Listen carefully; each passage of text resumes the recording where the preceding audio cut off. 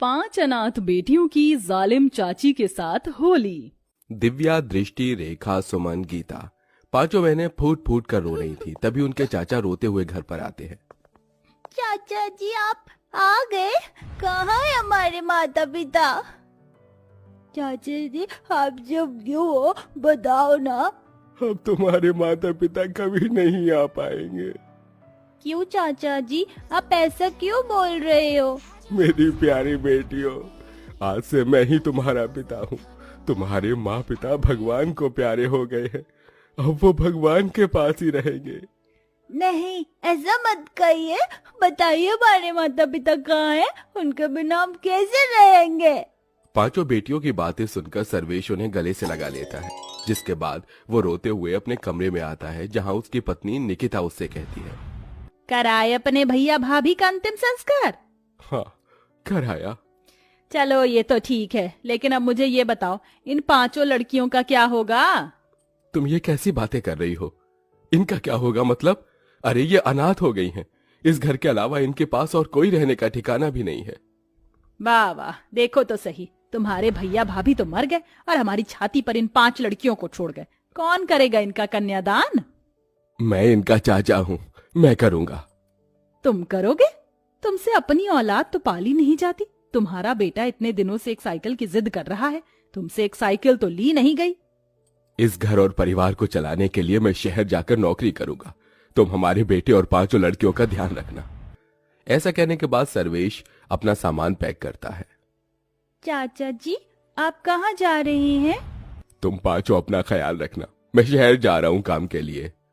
सर्वेश उनकी शादी के लिए पैसे जोड़ने शहर चला जाता है। इधर उसके जाते ही निकिता अनाथ बहनों के ऊपर अत्याचार करना शुरू कर देती है।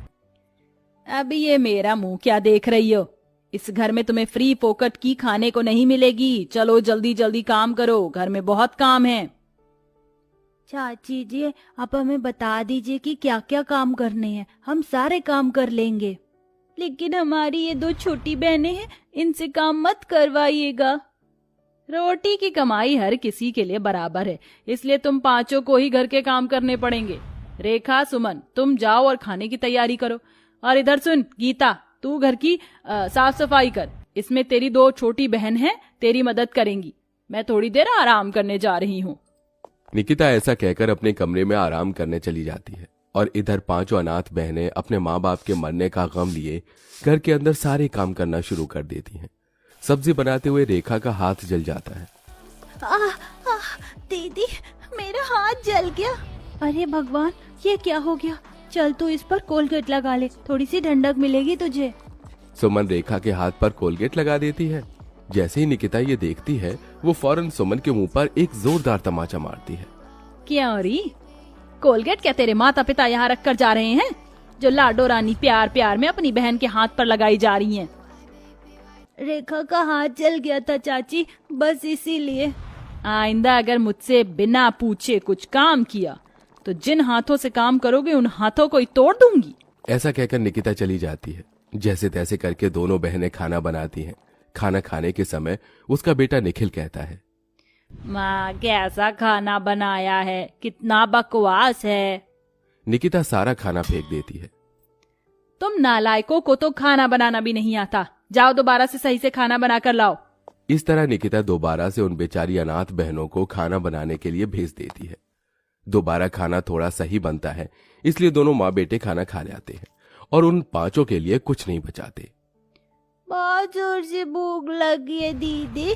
मुझे भी बहुत जोर से भूख लगी है। तुम यहीं रुको, मैं चाची जी से खाना लेकर आती हूँ। सुमन अपनी बहनों से ऐसा कहकर अपनी चाची से खाना मांगने जाती है, लेकिन उसकी चाची अपने बेटे के साथ अपने कमरे में सो रही होती है।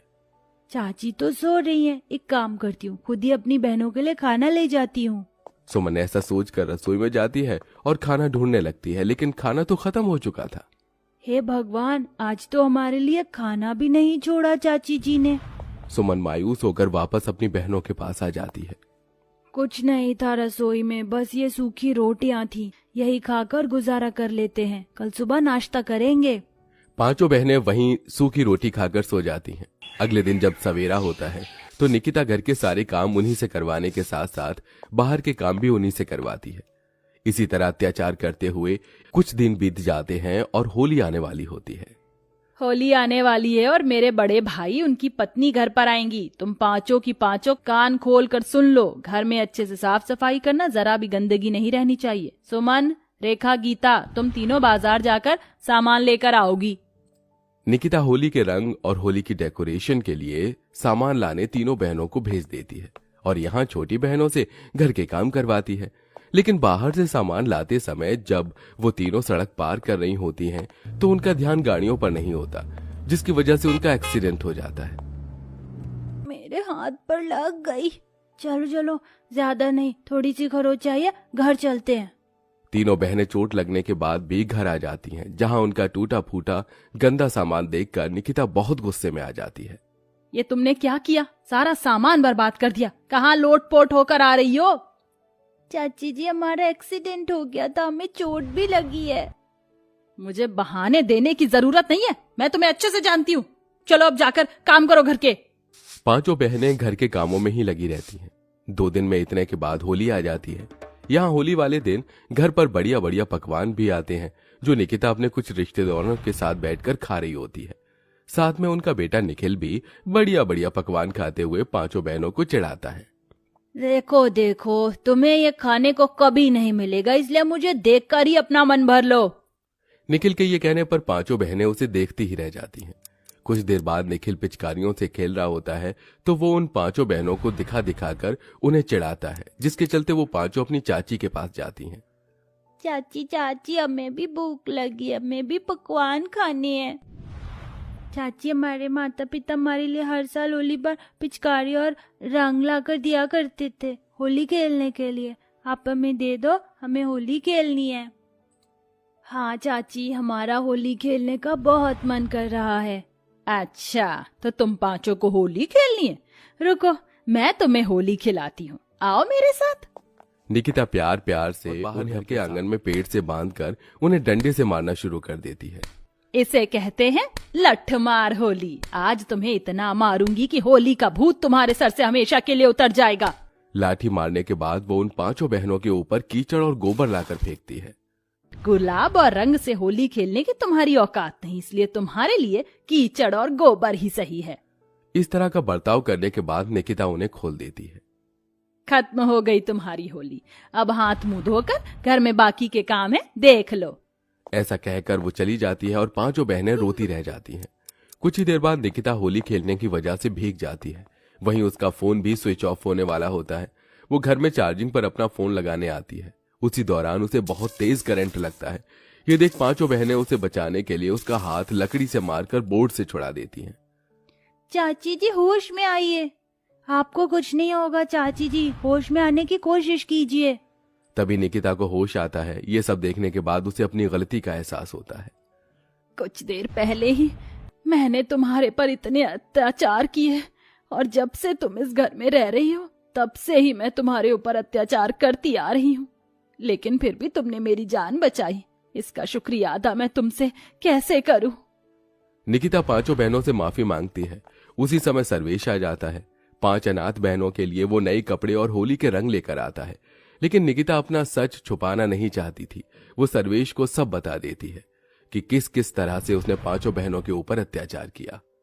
मैंने तो जिंदगी में कभी नहीं सोचा था कि तुम इतनी बुरी औरत हो सकती हो। निकल जाओ इस घर से, मैं अब तुम्हारे साथ नहीं रह सकता। नहीं नहीं चाचा जी, चाची जी को माफ कर दीजिए, हमने भी उन्हें माफ कर दिया है। पांचों बहनें एक ही बात कहती हैं, जिसे सुनकर सर्वेश भी निकिता को माफ कर देता है और उसे दूसरा मौका दे देता है। अब निकिता पांचों बहनों की अच्छे से देखरेख करती है, जिसके बाद वो पांचों अनाथ बहनें उस घर में खुशी खुशी रहने लगती।